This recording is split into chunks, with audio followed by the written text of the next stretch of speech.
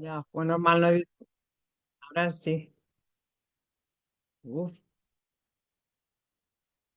a ver. Bueno, pues el tema de los exámenes, hola a los que no lo estáis viendo grabado, quería decir que el tema de los exámenes en la parte de programación sí que puede que pongan algo, que pongamos algo de código, pero no tienes que saber código. Lo que hay que saber es ciertas cosillas. Entonces, lo que he pensado es, os he preparado unos notebooks que los podéis hacer o no. O sea, que no es necesario que... Os voy a enseñar a que lo hagáis, que seguramente la mayoría sabéis, pero para que lo veáis. Entonces, ¿qué es lo más importante, por ejemplo, de las redes que estamos haciendo ahora? Pues así veis un poco lo que es lo que os preguntarán. No os van a preguntar qué línea de código o si es con NumPy o qué librería se utiliza. ¿Vale? O sea que es en plan crear una red que ya os la dan creada y os dirán cuántas neuronas tiene, cuántas capas tiene, qué función de activación, ¿vale? O sea que voy a intentar preparar todas las clases con ese objetivo. Es que no había tenido acceso a nada todavía. Entonces, pero ya está modificando cosas, así que vamos con ello, ¿vale? Bueno, vamos a empezar, que así me dé tiempo a poneros el notebook al final. Bueno. Recordando lo que estábamos haciendo, lo que estuvimos haciendo la semana pasada, pues habíamos visto que la red neuronal tenía esa función, que es una función lineal, que tiene un sesgo, que es el bias que tenemos ahí, y la función de activación o no activación de la red. Vimos que para hacer una AND y una OR, pues podíamos hacer con una sola neurona, pero que en el caso de la XOR, pues necesitábamos dos para delimitar el espacio donde sí es uno de los que son ceros, ¿vale? Eh, aquí resumíamos que una neurona pues tiene limitaciones y mediante la combinación de varias neuronas pues es como se construyen modelos más complejos. ¿Y si queremos crear otras funciones? Bien, pues vamos a ver cómo se construyen estas redes neuronales. Partimos de una neurona, que hemos dicho que es una recta, y ponemos otra neurona en paralelo. Esta tipología en paralelo es lo que llamamos capa. Entonces, esto sería una capa. ¿Y qué podemos hacer? Establecer relaciones entre distintas capas. Aquí tenemos la capa de entrada, que es esta que veis aquí, la capa intermedia, la oculta, y esta sería la capa de salida. Entonces vemos que la neurona se conecta con la siguiente neurona y esta con la siguiente, con las dos de la siguiente capa. Están todas relacionadas. Entonces, se están estableciendo unas relaciones y si veis, todas las outputs de las neuronas son input de las siguientes. Esto es lo que se llama fully connect, porque al final todas están completamente conectadas. Entonces, ¿qué tipología tenemos dentro de una red? Tenemos las neuronas de entrada, las cuales tienen la información de los parámetros. Aquí cuando hacemos Machine Learning es cuando ponemos los parámetros pues si estamos evaluando una base de datos que mira si la gente va al gimnasio o no, pues según la altura y el peso, pues aquí serían las primeras neuronas, meteríamos la altura y el peso. En caso de que tuviéramos, en vez de hacerlo así, lo hacemos con una imagen, pues tendríamos los píxeles en la primera capa, ¿vale? Luego pasamos a la siguiente capa, que en este caso, por ejemplo, en el ejemplo hemos puesto aquí, hay dos capas ocultas y luego tenemos la capa de salida. Entonces, si por ejemplo estamos prediciendo un valor, es decir, un valor continuo, pues solo necesitas una salida. Esto es importante. Pero si estamos prediciendo una clase, dos clases. O sea, si lo que queremos es decir si es perro o gato, necesitas dos clases, por lo tanto necesitas dos salidas. Vale, esto es importante que lo tengamos en cuenta. Aquí vamos a hacer un ejemplo sencillo para verlo, ¿vale? queremos identificar, en este caso, gente corriendo y un balón. Y esa neurona la vamos a hacer especialista en gente corriendo y un balón, en una imagen, ¿vale?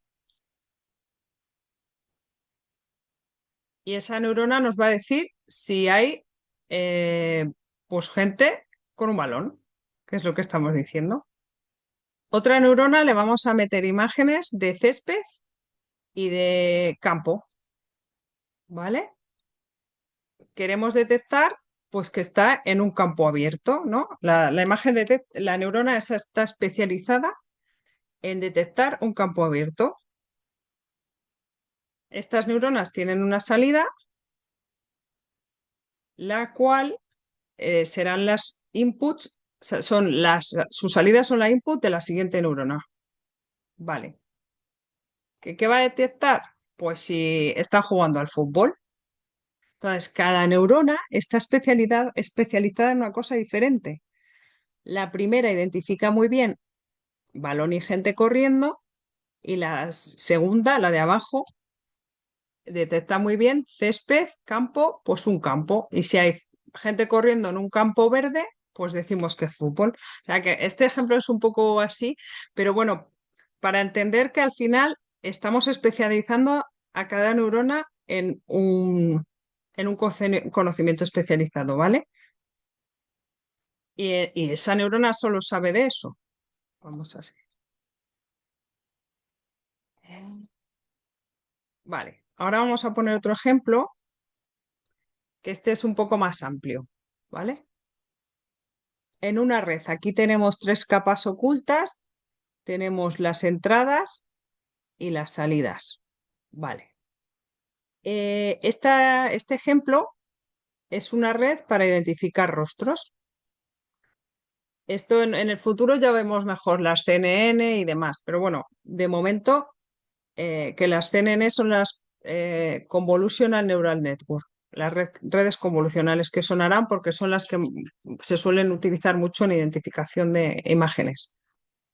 Entonces, en la red lo que tenemos son matrices n por n fila y n columnas, donde hay información en cada una de ellas.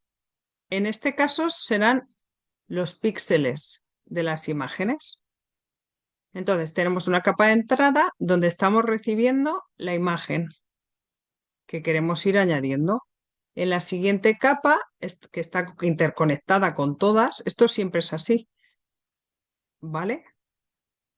Pues está conectada con el que está haciendo, es fijarse en una parte en concreto. En este caso, ni siquiera son imágenes aquí. ¿Veis lo que está viendo? Sino que pueden ser como partes de información muy concretas, que puede ser color, bordes, orientación, luminosidad, em, puntos muy concretos de información. Entonces, la de entrada tiene los píxeles y a su salida, el output de esa neurona es la información que pasa a las siguientes neuronas. Y aquí las siguientes veis que ya como que se va pareciendo a algo. Esa información pasa a la siguiente capa de neuronas y ya parece que vamos viendo cosas en concreto. Anda, y en esta ya estamos viendo como caras. Ya se va transformando esa información. En verdad, ellas no saben, no detectan ojos, pero sí van viendo una forma, un algo. Entonces, ¿qué vemos? Que al final cada una de las neuronas se va como especializando en un segmento de información. Pero claro, si pensamos lo que pasaba antes, que son rectas, y aunque pongamos muchas son lineales, eso nos limita, ¿no? Entonces, aquí pues hay que verlo de otra manera. Y para eso lo que vamos a hacer es utilizar las funciones de activación que ya hablábamos un poquito el otro día sobre ellas. Vemos como antes que dentro teníamos una recta, ¿no? Pero queremos que tenga otro comportamiento. ¿Cómo lo hacemos? Metiendo esa recta dentro de una función. Es decir, el output de esa recta se ve expresado dentro de una función que nos permite la variedad de esas curvas. Esto es importante que lo hacemos con muchas neuronas, si no es imposible, porque al final sí que es cierto que lo que vamos a ir cambiando con la función de activación, que es las que vamos a explicar ahora, va a ser cuánto de abrupto o no es la decisión que toma, en qué valores. Eso ahora lo vamos a explicar bien. Pero al final tú lo que tienes es con muchas neuronas juntas, pues puedes ir haciendo la formita de otras funciones que no son rectas, pero son como muchas rectas, ¿vale? Lo vamos a ir viendo ahora adelante, más adelante. Aquí sí que nos adelantamos alguna, la función escalonada, que esta no se suele utilizar tanto. Cuando los valores negativos, estamos en valores negativos, me da 0. Directamente en valores positivos me da 1. ¿Qué problema tiene esto? Es una condición booleana que no nos prendije, no podemos aprender, o sea, no nos ayuda. Entonces, esta no se usa, no permite el aprendizaje, no se utiliza. Tenemos la sigmoide, esta sí que se utiliza, ¿vale? ¿Qué podemos saber aquí? Pues ya veis que no es una cosa tan abrupta, ¿no? Tiene aquí, hay como unos márgenes que podemos identificar. ¿Cuáles serían los límites aquí? Bueno, con valores altos nos devuelve un 1 y si son bajos son ceros, pero lo que vemos es que es más suave. Esto luego os he hecho una tablita porque esto sí que es importante.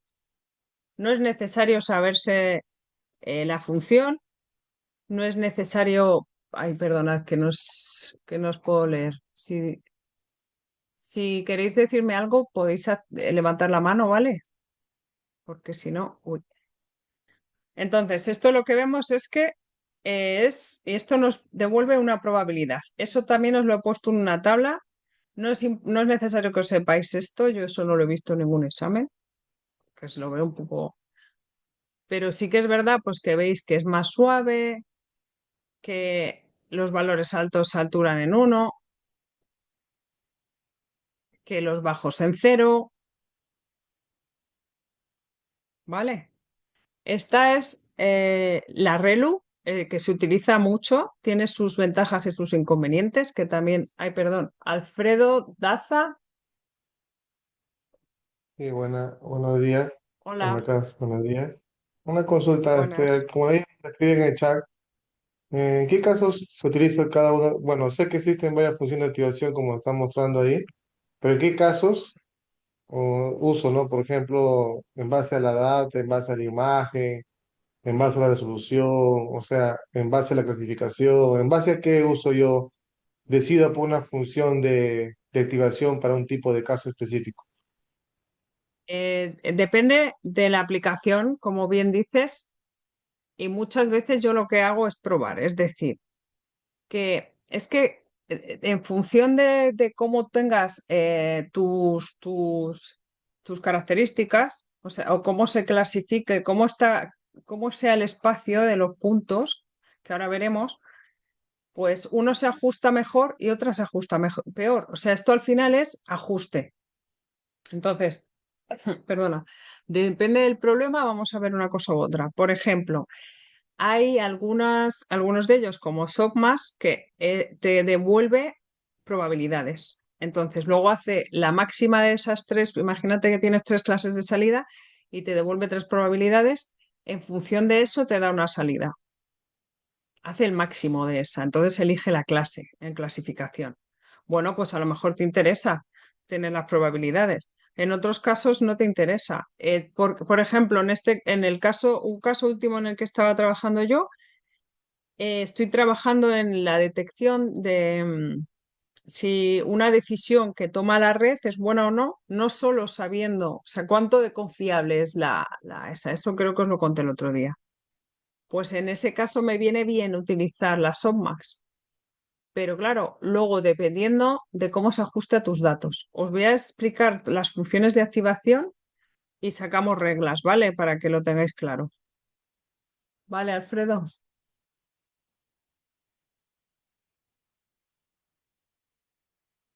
Vale. Y ahí, Alfredo Daza. Y bueno, según la literatura, Hola. ¿sí? ¿Me escucha? Sí, sí. Ah, bueno, esas funciones de activaciones, bueno, lo que yo estoy mostrando ahorita es la ReLU y las antiguas, las anteriores son funciones de activaciones tradicionales, pero también hay Sí. funciones de activaciones que son nuevas emergentes. ¿En qué se diferencia el uso de las funciones de activación emergentes, como el Light ReLU, por ejemplo, el Light ReLU, que es una mejora de ReLU, con respecto a las Sí, tradicionales? sí. Pues ese respecto a la ReLU es que no deja neuronas muertas. Es que eso lo tengo ahora en una tablita.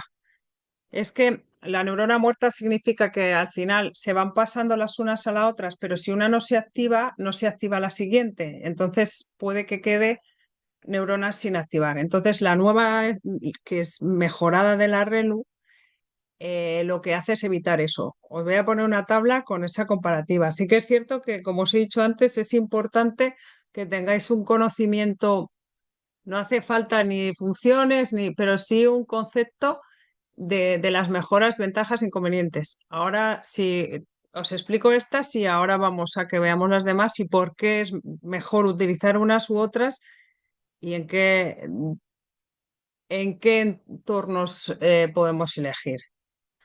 Pero sí, sí, por eso que esa, pues tratan de mejorar las anteriores. Y esa en concreto, pues es que evita las neuronas muertas con respecto a esta. Eso ahora lo tenemos ahora. Ahora os lo explico. Gloria. Profe, ahí de pronto, o sea, lo que tengo conocimiento es que la ReLU y la liquirrelu se utiliza más que todo en las capas ocultas, en las hidden layers, las que son Sí. profundas. Son más Y utilizadas en dentro de ese proceso. la tangencial, por Y ejemplo, la que no lo hemos visto, tangencial es se para suele utilizar en datos, la salida. Sí. cuando tienes que Es entregar que unos datos específicos.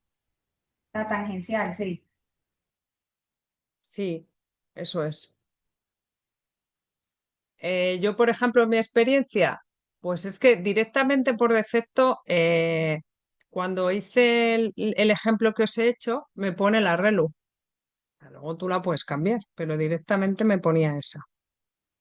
Y la tangencial me la ponía en la salida. O sea que es que ya yo lo que suelo hacer es probar. Cuando tú quieres ajustar, pues tienes que ir probando. Muchas veces esto es empírico, prueba y error. Pero sí que es verdad que unas serán mejores para unos problemas y otros problemas. Hay problemas lineales que puedes resolver con menos neuronas y sin tener que ir a ir a ver qué función de activación, qué ajuste, qué. Y en otros que es más complicado y ya tienes que afinar. O sea, esto al final es para ajustarla, para mejorarla, pero que puedes hacer redes utilizando las mismas y que funcione bastante bien, pero depende del problema, cuando quieres afinar, pues ya tienes que hacer pruebas. Y depende de cómo se distribuyen tus datos. Sí. Bueno, pues esta que decíamos, siempre que los valores son negativos es un cero y si son positivos, pues una función lineal. ¿Vale? A ver cuál tengo aquí. Pues he puesto. Bueno, aquí esto son todas las funciones, otras funciones que hay, que hay, es que hay bastantes. Luego, pues las más utilizadas son la ReLU, la RequiReLU, la tangencial. Yo utilizo a veces las SOGMAS. Pues mira, cada uno te da o sea, es una suavidad diferente. Y os he puesto aquí una tablita, que esto está muy bonito, pero, ay, pero no tengo la última. Esperad.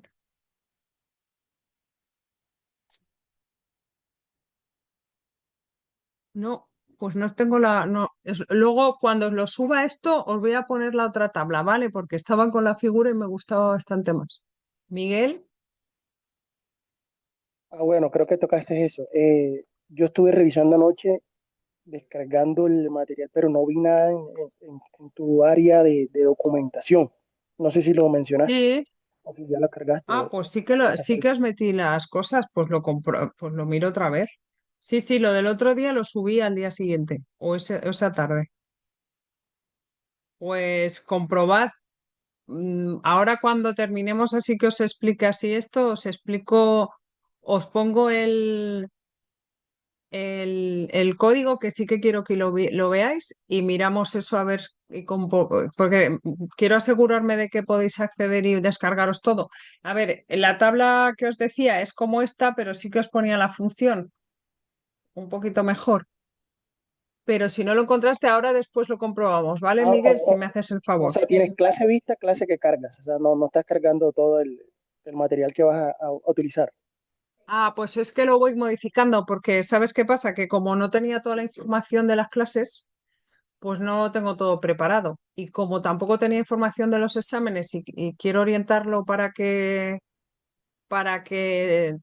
tengáis esa Muchas información, gracias. porque sí que es cierto que lo dijo un compañero vuestro que pues hay veces que se dan las clases y a lo mejor luego es como muy diferente lo que se da en la clase de lo que se da en el examen. Y eso es una tortura pues grande. Entonces quiero evitar eso. Entonces no lo pongo antes porque muchas cosas las estoy cambiando, modificando o añadiendo cosas para afinar un poco y que no tengáis, no quiero que estéis inseguros en el examen, ¿vale? Entonces, voy a intentar hacer esta semana varias clases, como ya tengo la información antes, y sí que os puedo subir cosas antes, por si queréis echarle un ojo antes de la clase. Pero bueno, eso ya según voy recibiendo cosas y voy sabiendo, ¿vale? Pero de cualquier caso, la del otro día si os la pudisteis descargar o ver, ¿o no? Sí, sí, claro. Y solo veo dos, que has Ah, cargado vale. dos. Vale, que me preguntabas por la siguiente. Vale. Leiniker, no sé si Buenos lo he pronunciado bien, días, buenos días, perdón. profe. Sí, lo pronunció bien, no se preocupe. Vale. Como recomendación, pienso que aquí todos podemos ser personas maduras. Yo pienso que todas esas preguntas debemos dejarlas para el final de la clase, porque se entrecorta la conexión que uno viene, la concentración que uno tiene de lo que se está hablando, entendiendo el tema, con preguntas que podemos hacer al final de la clase. Yo pienso, compañeros, que guardemos esas preguntas de material o eso para el final de la clase y no estemos interrumpiendo constantemente a los profesores. Gracias. Vale. Gracias. Vale, pues eso, es importante que sepáis más o menos, pues aquí os he puesto, pues cómo se llama la función. Estas son las más, que hay más, pero las más relevantes. Estas son las que había antes. Pues uso típico, pues depende de lo que vayas a hacer. Aquí pone clasificación binaria, pues entre 0 y 1. Si le vas a poner en las capas ocultas, aquí habla de la tangencial y como bien dice Gloria, la ReLU también. La liqui-ReLU pues es parecida, pero aquí veis la ventaja, pues que evita neuronas muertas, permite gradientes negativos. Esto no lo hemos explicado todavía lo del gradiente, pero es que quiero que, como eso se explica después, yo voy siguiendo un temario que me dan, ¿vale?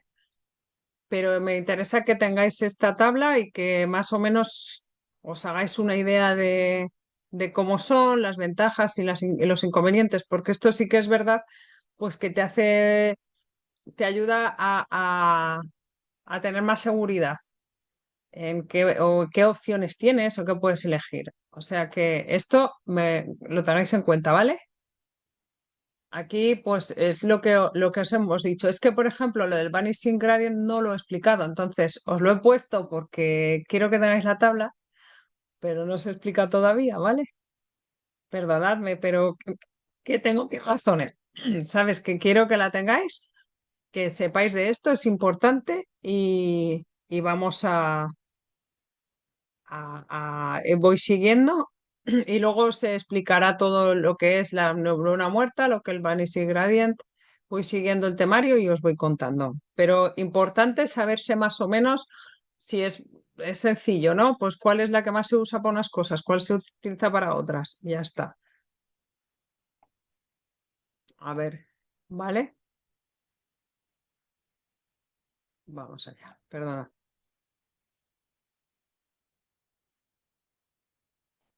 Bien. Aquí vamos a poner un ejemplo. Este no es el mismo ejemplo que luego os voy a ejecutar, ¿vale? Este es un ejemplo de, fíjate qué complicado, la verdad. Entonces, quieren hacer una red neuronal y que sea clasificar los amarillos de los naranjas de los azules. La verdad es que esto es ahí necesitas una forma concreta, ¿vale? Entonces, son dos clases que, bueno, en principio parece sencillo, pero claro, con rectas esto pues es bastante complicado. Entonces, aquí vemos algunas funciones en hiperplano. A ver, espera, que se me ha ido esto. Vale, que las vamos a utilizar. Tenemos la sigmoide, la tangencial y la relu. Pues veis que son como planos. La sigmoide tiene esa forma muy, muy suave. La tangencial ya sí que tiene una forma más acusada. Y la relu, que es lo que hemos dicho, cero o lineal en la parte positiva. Tenemos, perdón, partimos de nuestros dos parámetros, donde tenemos la posición de nuestros puntos, la X y la Y, ¿vale? Donde estamos nuestros puntos naranjas y los azules. Y tenemos una primera neurona y ahí le hemos puesto una salida, una función de activación tangencial, que la veis ahí. Y nos devuelve este plano. Vale. Añadimos otra neurona. Bien, que también la hemos puesto tangencial. Pero esta varían los pesos. Al variar los pesos, cambia el plano, cambia los grados. Pues esta está a 90 grados. Y así con las siguientes neuronas. Bien, que aquí lo que pasa es que otra vez se modifica otros 90 grados. Pues al cambiar los pesos, eso se va modificando. Entonces, todas reciben la misma input y con la misma función de activación, pero cada una tiene pesos diferentes. Entonces, el peso va afectando cómo se comporta, va girando 90 grados. Su salida la metemos a una capa, ¿vale? Y a otra, porque tenemos dos salidas, dos clases, ¿vale? Que esta era el azul y la naranja. Y ahí nos sale otra función que en este caso es una función que se adapta, no sé si perfectamente, pero se adapta bastante bien al ejemplo que teníamos. O sea que al final sí que es importante, pero que exactamente el problema, pues si lo sabes geométricamente, pues puedes ir haciéndolo, pero cuando son clases o varias clases que están distribuidas de forma, pues difícil, pues a ella también le resulta difícil, entonces pues tienes que ir probando. ¿Eh? Vamos a ver ahora las funciones de coste. La función de coste o los function, a ver, en una red mide qué tan mal está prediciendo el modelo, ¿no? ¿Vale? Es clave porque la red va ajustando los pesos para minimizar el error. Entonces, tenemos que saber cómo hacemos un buen ajuste. Uy. El básico ejemplo que os voy a dar, os poner un ejemplillo, es, por ejemplo, yo quiero irme a vivir allí, a Miami, que me quiero ir para allá con vosotros. Entonces, ¿cuánto tengo que pagar por la casa según los metros?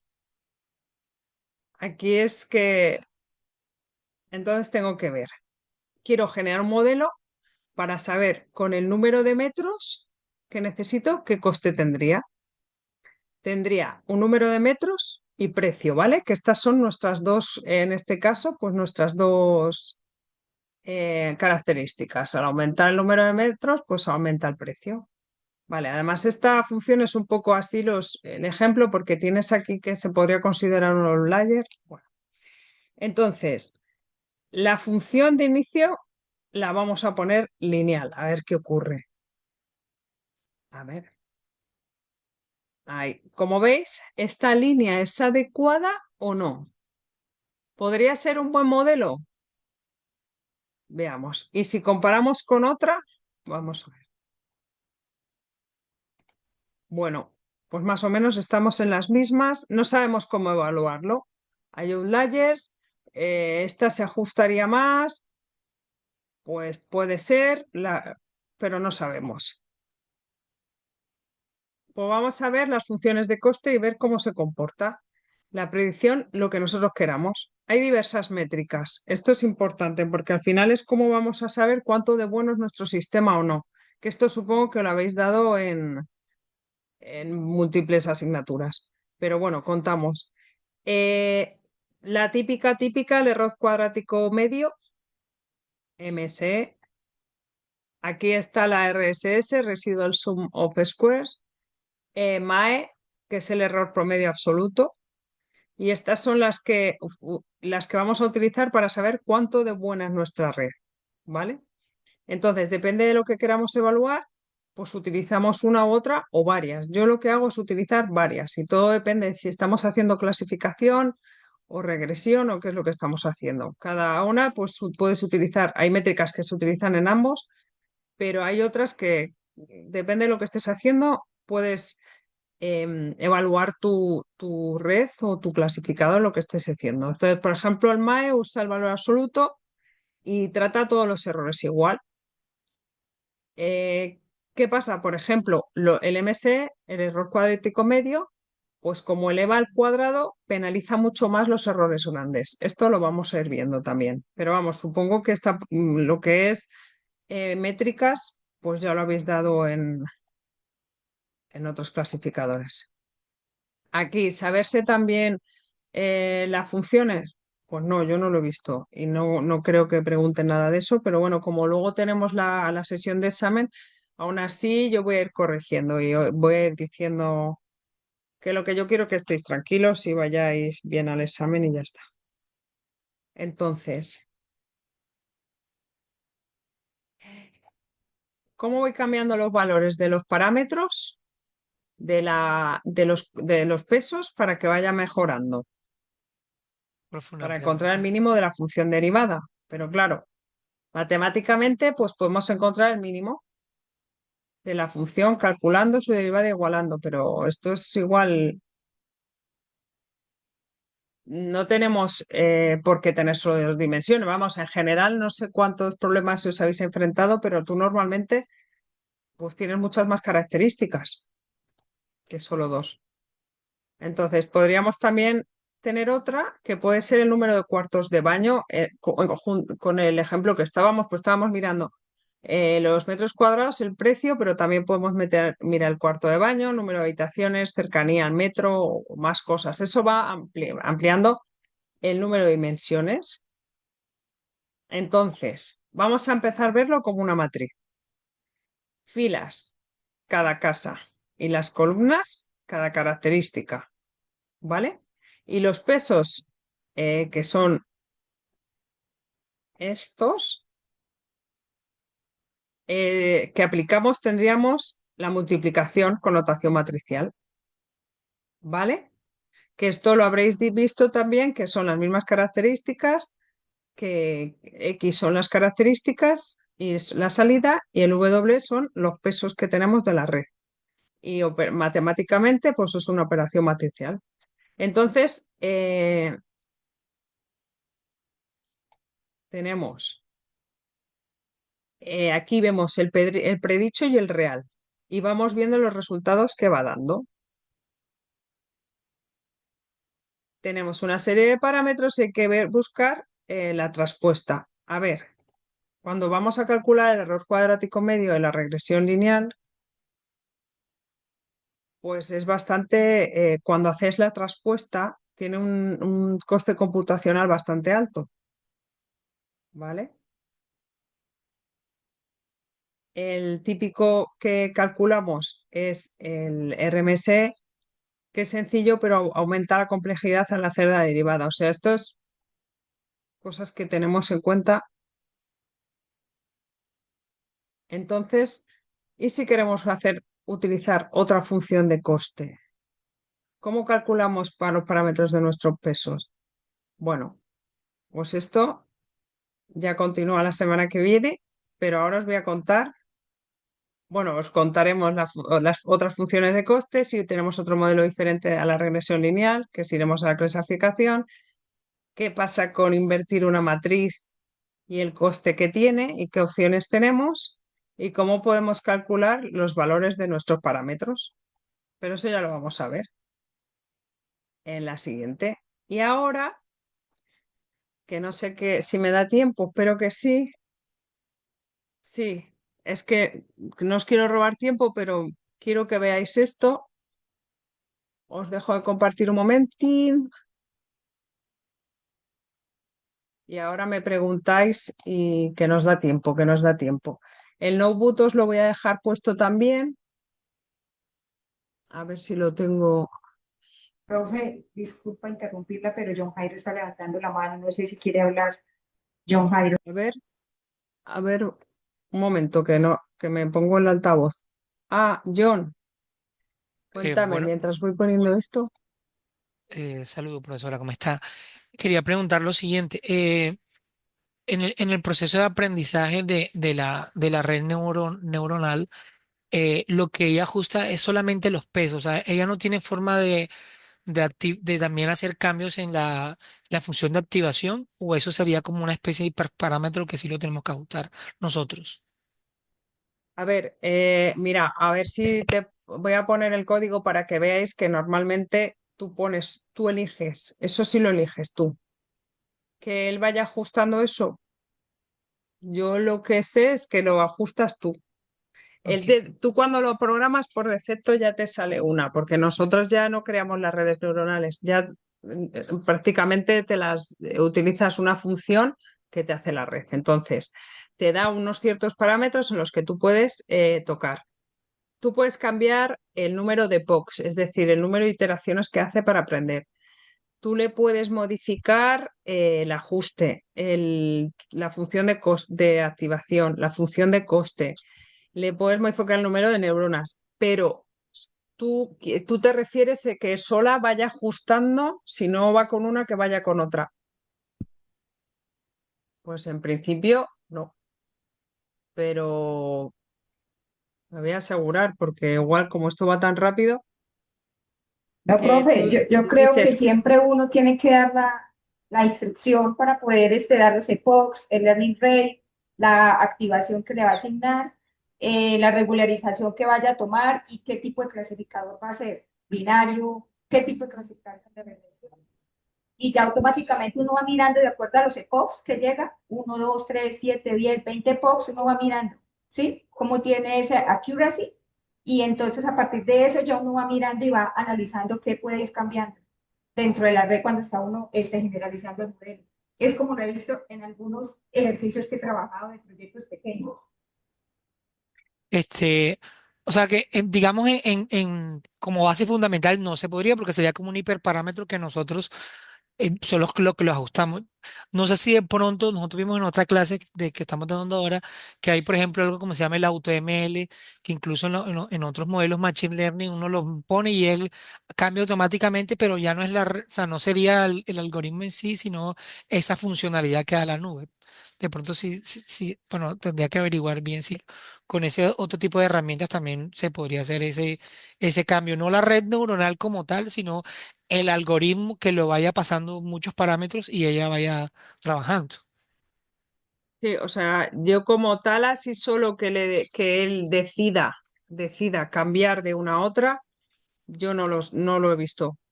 ¿Que tú lo puedes hacer en tu algoritmo? Por supuesto. Pero así como que ella sola ya venga y puedas decir, si no sea una, que sea otra. Pues no, yo no lo he hecho nunca, la verdad, pero me lo voy a estudiar. Ok, Esta me gracias. lo voy a apuntar para contestarte. Me lo voy a apuntar para contestarte. Vale, mira, os voy a compartir esto y así vais a ver lo que os decía de los parámetros y lo que ha estado contando Gloria. Voy a compartir, a ver, aquí. Decidme si veis un programilla. Sí, profe, se ¿Veis visualiza. una imagen Sí, con señora, sí. puntitos? Sí. Sí, señora. Bien, pues aquí lo que hice fue simplemente crear quería una base de datos. Entonces, que es una base de datos bastante rara, como veis. Aquí solo la he puesto de dos features para que lo podamos ver en dos dimensiones, más fácil para verlo, para ver el concepto. Aquí simplemente lo que he hecho es crearla. Esto os lo voy a pasar, pero vamos, esto solamente crea tres conjuntos, tres clúster con 300 muestras, 100 por muestra. Es un ejemplo muy sencillito y demasiado, bueno, sencillito, no es sencillito aquí, tiene su dificultad, pero bueno, también veis que no solapa tanto unas con otras. Por ejemplo, se equivocará con la morada y la amarilla y la morada y la azul, pero no hay solapamiento. Entonces, bueno, es complicado en el sentido de que solamente, pues es una forma un poco así, pero y que tiene pocos datos. Pero vamos, para trabajar y verlo funciona perfectamente. Entonces, tenemos esto y digo, bueno, pues para estudiar un poco cómo es la distribución de los datos, pues aquí os he puesto el histograma. Es un histograma, aquí tampoco tenemos que saber nada todavía, ¿vale? De cada una de las clases y qué valores tienen, pues de las características. ¿Cuántos hay de cada valor? Bueno, pues la clase azul, ay, los colores están un poco así. Pero bueno, tenéis la clase 0, la clase 1 y la clase 2. ¿Y cómo se distribuyen los datos? Un poco raro, la verdad. Mm, Bueno, entonces, aquí lo que dijimos fue lo siguiente. Vamos a crear una red. Esto es lo que quiero que veáis. Aquí en este caso le he pasado pocos parámetros, pero hay más, que esto ya lo iremos viendo. Por ejemplo, capas ocultas. Bueno, 4 coma, pues significa que defines las 4 neuronas y una capa. Una, que no hemos puesto nada, ¿vale? Si quieres dos capas, en este caso pones 8 4 que significaría 8 neuronas en la primera capa, 4 en la segunda. Esto me lo hice el otro día y ahora lo estoy pensando, ¿vale? En este caso es ReLU. ¿Por qué? Pues podemos poner tangencial, logistic, es lo que os digo, que lo que no sé que eso cambie solo, yo no lo he hecho, pero lo voy a estudiar. El máximo número de iteraciones, 1000. ¿Por qué? Pues porque no sabes, o sea, no sabes cuánto va a tardar, dónde va a llegar, si va a llegar a un mínimo absoluto, a un mínimo relativo, eso lo vamos a ir viendo, ¿vale? Aquí simplemente le digo lo que entrena, que son las características que tenemos, y evaluamos. Ya está. ¿Qué tenemos que saber de aquí? Pues qué significa esto, qué significa ReLU, el máximo número de iteraciones, pero aún así, este ejemplo lo he hecho cortito, voy a ver cómo son los ejemplos para meter, como todavía no hemos dado lo del learning rate, la regularización, pero eso para eso haremos otro ejemplo. Pero esto para que si estabais así un poco inquietos con el tema de cómo puede ser el examen puede ser que te pongan algo así y te digan cuántas capas tiene. O, pero tú a lo mejor ves todo el chorreo del código y dices, madre mía, ¿qué es esto? Pues no. Model, MLP, perceptrón multicapa. Y aquí ya ves cada uno. No hace falta saber programar. Este te devuelve la accuracy, que es 0,88. Funciona bastante bien. Vale, entonces, aquí yo lo que quería ver era las fronteras de decisión. Y aquí, como veis, mira, son rectas al final, suavizadas, ¿no? Pues la que es y ves la distribución y que se equivoca, pues mira, se equivocan poquitos. Entonces, bueno, pues el 88% de tres clases, pues no está mal, ¿vale?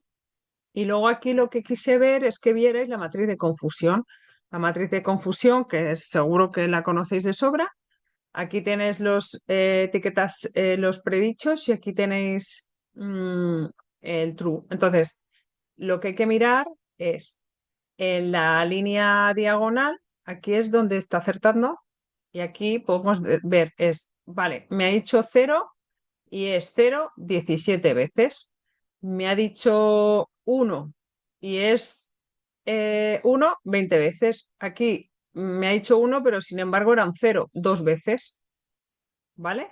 Aquí no se equivoca, entonces se está equivocando aquí que me está diciendo 0, pero realmente es un 1, o sea, se equivoca 3 veces en ese caso, que es en donde más se está equivocando, ¿vale?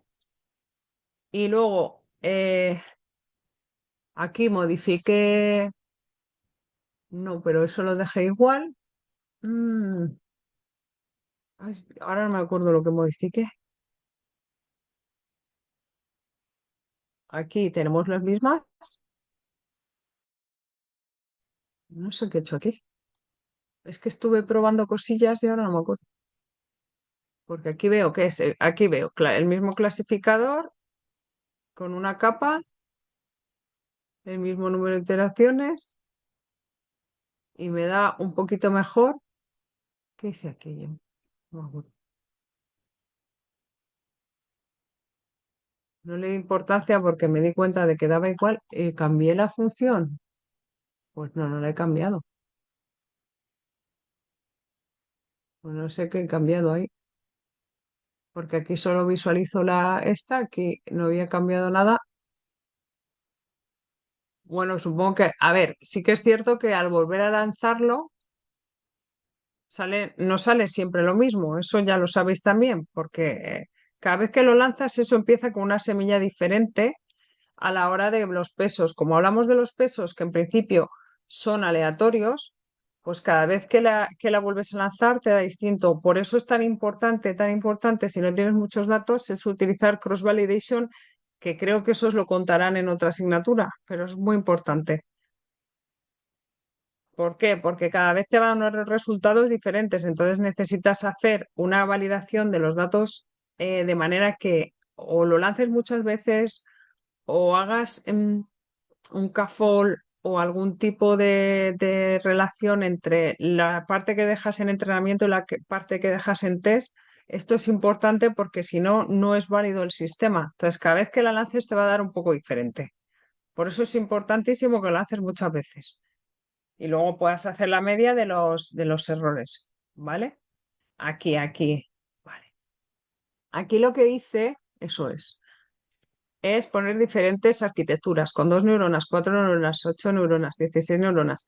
Luego, con una capa oculta. Pero aquí ya sí que le puse 8 neuronas en la primera capa, 4 en la, en la oculta, 16 en la primera capa, 8, que era lo que os decía, que muchas veces yo no sé cuántas neuronas son buenas, no sé ni cuántas neuronas, ni sé cuántas capas, sí que cuanto aumentas capas, aumentas complejidad, pero tú no lo sabes. Yo normalmente en mis experimentos lo que hago es pues un recorrido, que eso es lo que se podía hacer que decías John. Yo lo que propondría es, vale, hago un recorrido del número de neuronas, el número de capas y también puedes añadir ahí la función de activación y decir, vale, lánzamelo tantas veces con estas neuronas, con estas arquitecturas.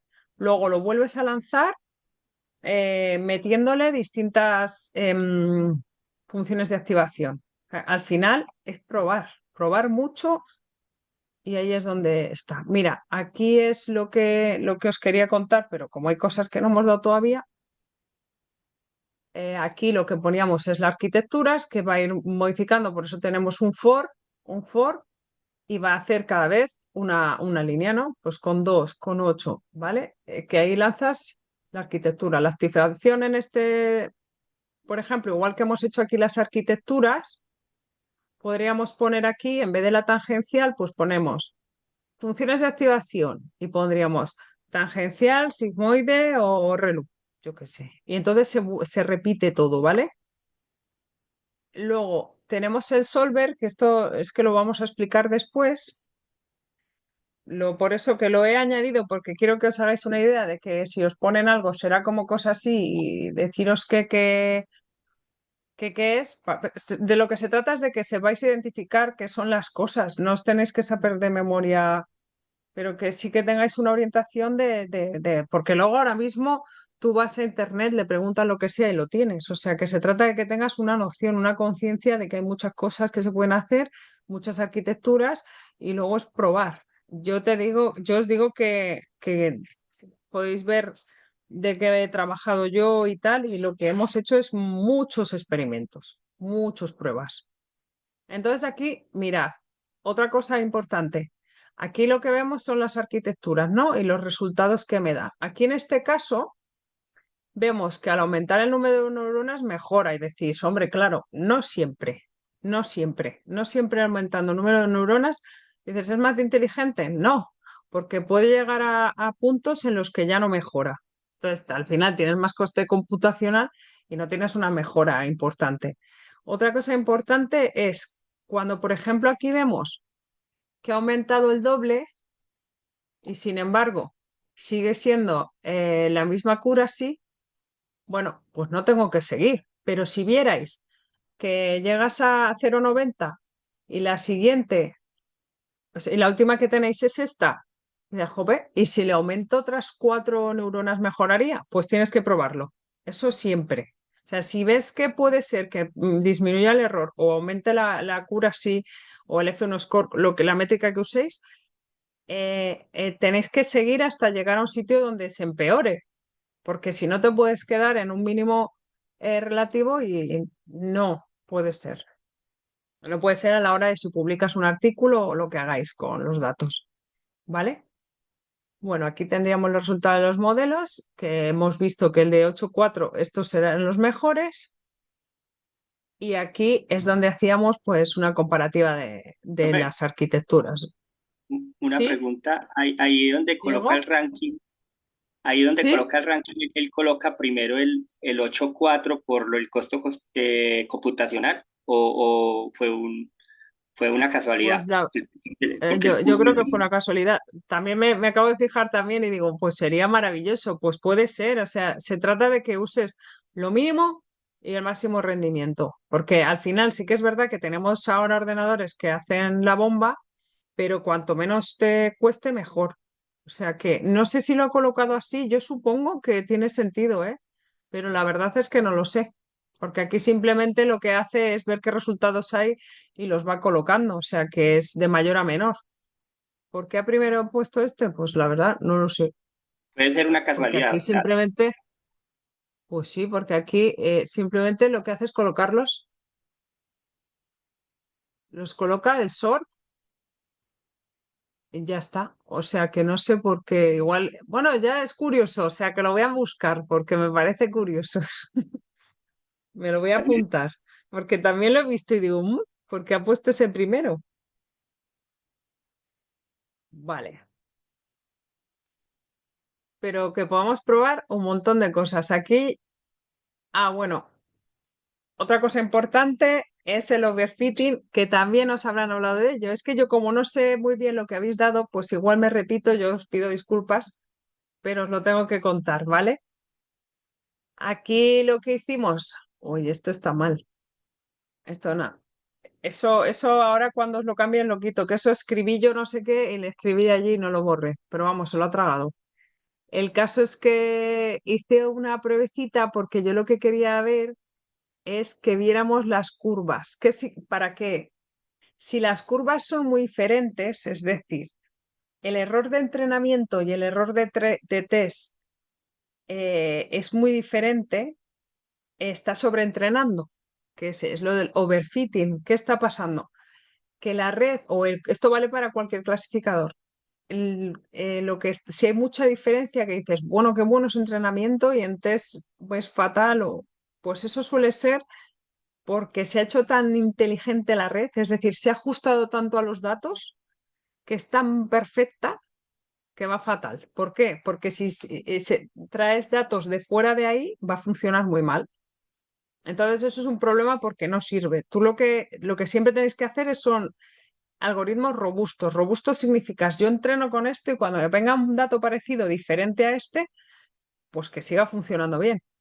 O sea que es muy importante evitar el overfitting. Cuando esto se separa mucho, overfitting, llevar cuidado, ¿vale? Aquí en este caso, pues no, porque más o menos van convergiendo, pues no va mal. O sea que esa es otra cosa en lo que es inteligencia artificial, en lo que hagáis de esto, es importante evitar el overfitting.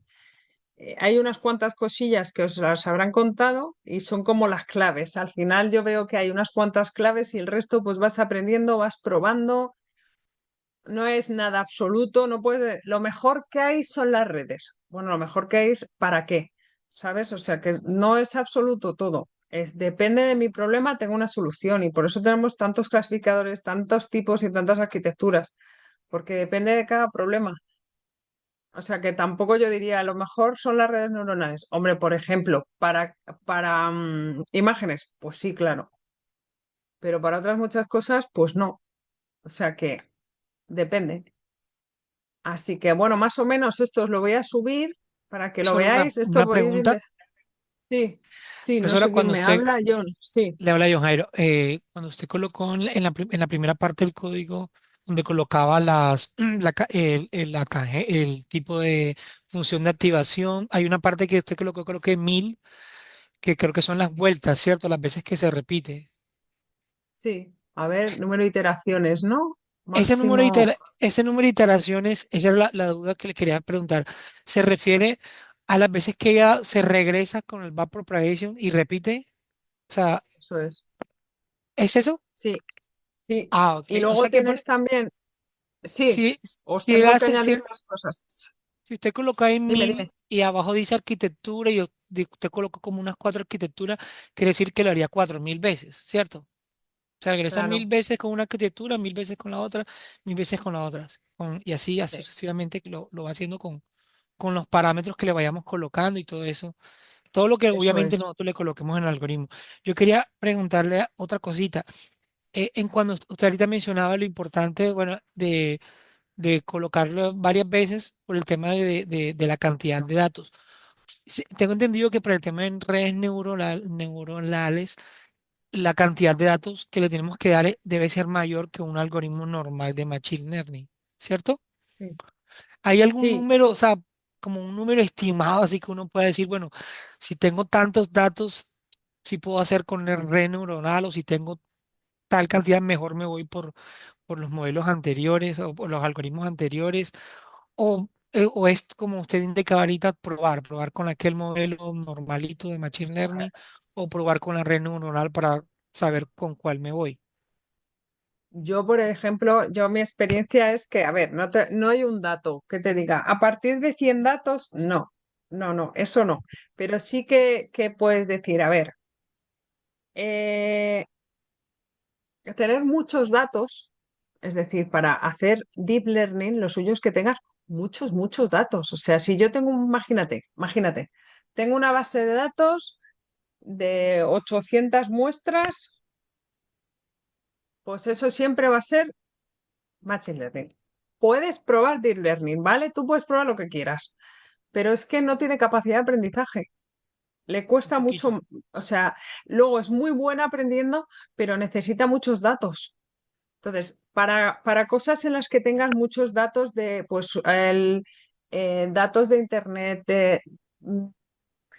a ver si me sale. Por ejemplo, los LLMs, pues es que tienes un montón de cosas. O tienes, si trabajas con audio, pues como divides un montón la señal, pues puedes clasificar. Pero es que según el tipo que tengas, porque es que hay veces, yo lo que hacía era, bueno, yo hacía Machine Learning y luego probaba porque decía, joder, si esto me da mejor resultado, no. Para que te den buenos resultados, o sea, yo haría pero no te puedo decir un valor absoluto. O sea, yo ya lo hago un poco por intuición, pero sí que es verdad que normalmente como tengo pocos datos, pues tengo que hacer machine learning.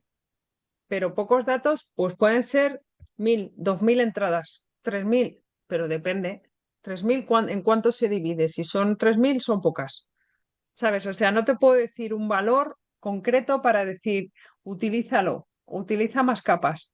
Bueno, aquí, por ejemplo, tienes muy poquitos datos y hemos hecho el ejemplo y son muy pocos. Lo que podría hacer, si queréis, es este ejemplo, lo pongo de prueba. Bueno, esto lo vais a subir. ¿Y si utilizamos un clasificador lineal? ¿Cuánto me hace? O utilizamos, bueno, aquí lineal, pues me haría un hiperplano aquí, yo qué sé, un poco rollo. Mejora porque te hace otras cosas, pero bueno, tienes clasificadores, la SVM con el kernel RBF, pues seguramente aquí funcione bien. Entonces, ¿cuándo es mejor utilizar redes? Cuando tengan muchos datos. Pero una red normal, sin capas profundas, bueno, con una capa, pues también lo puedes usar como otro cualquiera clasificador. Pero para hacer deep learning, es decir, meterle muchas capas, necesitas muchos datos y muchos datos son muchos. No es que los necesites, es que para sacarle rendimiento a la red. Si no, pues te va a funcionar como tus clasificadores, puede ir un poco mejor, pero es que no te mejora mucho. Entonces, Una no sé última. decirte cuántos datos. Ok, ok, me quedé claro que ahí toca. Tiene que ser bastante, pero hay que mirar el caso puntual. Última pregunta. Cuando ya yo hago todo este proceso y hago las métricas, las funciones de costo y todo esto, y ya yo identifico cuál es la cantidad, o sea, cuál es la configuración de mi red neuronal, y ya la coloco en producción, esa red neuronal ya en producción puede empezar a degradarse con el tiempo. O sea, No, funcionar. porque tú no te quedas la red, tú lo que te quedas es el modelo. O sea, imagina, te quedas la función.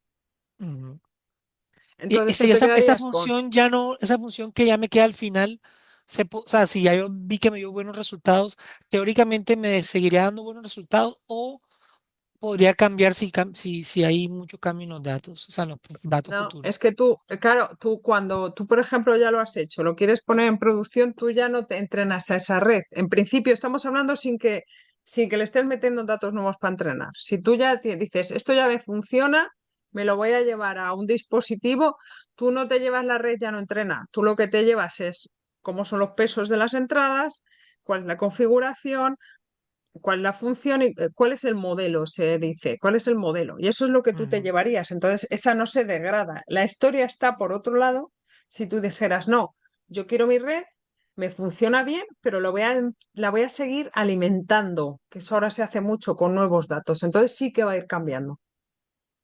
Ahí Ok. sí, pero porque la estás alimentando, que puede ir a mejor, porque se está entrenando más.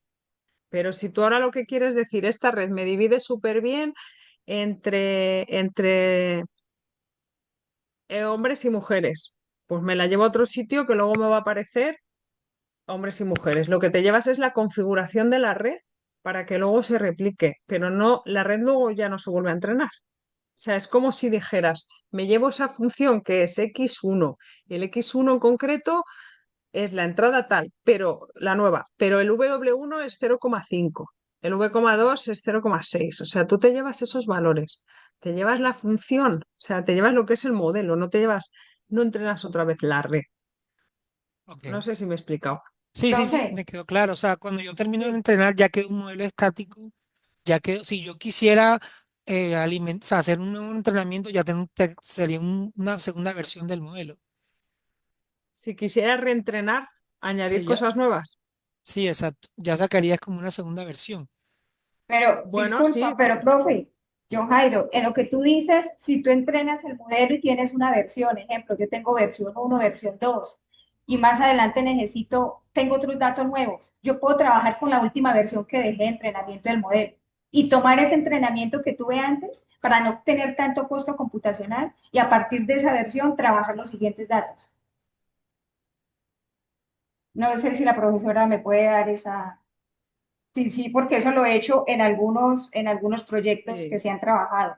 Puedo reutilizar versiones que ya han tenido modelos bien entrenados para que tú no vuelvas a Claro, gastar claro, toda esa parte es computacional. que, de hecho, conoceréis el transfer learning también, que es justamente si yo tengo una red que ha entrenado a alguien, hay redes que están ya preentrenadas.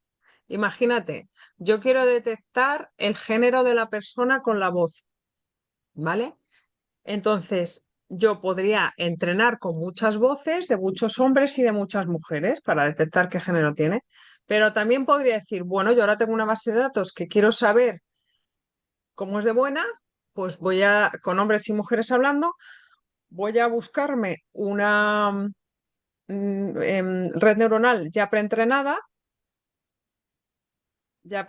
o sea, me cojo el modelo y le meto mis datos de la base de datos y ya me da unos resultados. O sea, que podría a lo mejor ser capaz sin haber metido ni un solo dato mío para entrenar. Es decir, que tú te llevas como el modelo, que quieres volver a entrenar, la vuelves a entrenar. Y lo que dice Gloria, bueno, pues te puedes quedar con esa base de datos y si mejora, o sea, con esa base de datos, perdona, con ese modelo, con esa red, y si mejora, pues ya no te interesa la anterior. La vas mejorando. Cuanto más la entrenes con más datos, mejor. Cuanto más datos tienes, mejor. Porque es que al final si esto lo que necesita es ver, es como un humano, cuantas más, si yo te enseño gato, perro, gato, perro, gato, perro, cuantas veces te lo enseñe y más variedad te enseñe de fotos de gato, perro, más capaz vas a ser de diferenciarlas. Entonces, la máquina es igual, si es que la máquina al final sabe lo que nosotros, porque somos nosotros lo que les estamos enseñando. Entonces, coges como si coges el cerebro, pues ya está. Pero si le metes entradas nuevas, va a aprender mejor, a menos que la base de datos no sea de calidad, que eso también está pasando mucho. Pero bueno, en principio vamos a pensar que sí es de calidad, con lo cual va a aprender más. Pues igual la versión anterior ya no te conviene. Pues si tienes más datos, entonces depende. ¿Que lo quieres poner en producción ahora mismo como está y no quieres que se realimente por diversas causas? Pues ya está, te llevas tu modelito y eso no se degrada, o sea, eso no se va a estropear, eso lo que va a hacer, si tú le pones los mismos datos, mismos, me refiero, del mismo tipo, pues te tendrá que dar una clasificación u otra en función de eso, pero no pierde calidad. La calidad la pierde que si le vienen datos muy diferentes o que cambien, pues no está aprendiendo. O sea, pero depende, ¿eh? Hay en sitios donde ya no se puede realimentar con cosas, voy a decir alimentar, no realimentar, con nuevos datos. ¿Por qué? Pues, por ejemplo, cuando se está estudiando ahora, me estoy pasando de la hora, perdóname chicos, cuando, por ejemplo, ahora con el tema ético, ahí en medicina, están hablando de certificar los algoritmos. ¿Qué pasa? Que si hay una certificación de algoritmo, pues no se desea, bueno, no se desea, se está diciendo que no pueda aprender más, que se certifique con eso que ha aprendido y ya está. Claro, eso limita al sistema un montón, pero de esa manera piensan como que está más, eh, como que hay menos riesgo de que se fastidie, de que se envenene, es que no me sale la palabra, perdona, el sistema. Entonces, ahí hay complejo, porque lo suyo es que cuanto más se realimente con lo nuevo, más inteligente es, ¿verdad? Pero claro, entonces ya no estaría certificado. No sé si me he explicado muy bien, pero bueno, es un problema que hay. O sea que fíjate Sí, sí, que lo creemos entendí. que lo mejor, sí, Sí, sí, sí, le entendí. Si ya está certificado y le hago un cambio, pierde la certificación. eso es. Entonces, claro, pensamos, hombre, pero es mejor cuanto más aprenda. Ya, pero ya no, ya a lo mejor le estás metiendo cosas que no son puras. Es que todo está en cómo alimentes el sistema. Entonces, el miedo que hay, o el miedo, el este que hay en el tema ético es que al final no sabemos cómo están alimentando a las máquinas. Y las máquinas están sesgadas. Entonces, muchas veces, a lo mejor, si les preguntas de política y les has hablado de gente de un lado, gente del otro, la máquina tiene una opinión. ¿Por qué? No es suya. Es que le están diciendo que esto es lo mejor que hay. O sea, que es tan delicado es cómo alimentes a la máquina, porque va a aprender, pues es como un niño, va a aprender lo que tú le enseñes. Entonces, si le cuentas más de un lado, estos son los niños, si le cuentas más de un lado político que más del otro, pues al final te va a hablar más de este o le va a gustar más este. Habrá críticos, ¿no? Pero en una máquina no. Entonces ahí es un poco así. Vale. No sé, decidme si necesitáis algo, porque no sé si me van a echar la bronca o no pasa nada. Es por vosotros, que igual tenéis otra clase y no me gustaría fastidiaros. Muchas Decídmelo. gracias, profesora. Todo muy bien, profe, excelente. Muchísimas gracias. Excelente clase. Gracias a vosotros. Gracias. Os subo todo esto al contenidos, ¿vale? Vale, Venga, vale, que profe, tengáis buena gracias. semana. Feliz tarde. Gracias, hasta Buenas luego. tardes. Muchas Hasta gracias, luego. estimada. Gracias a Gracias. vosotros. Placer. Gracias.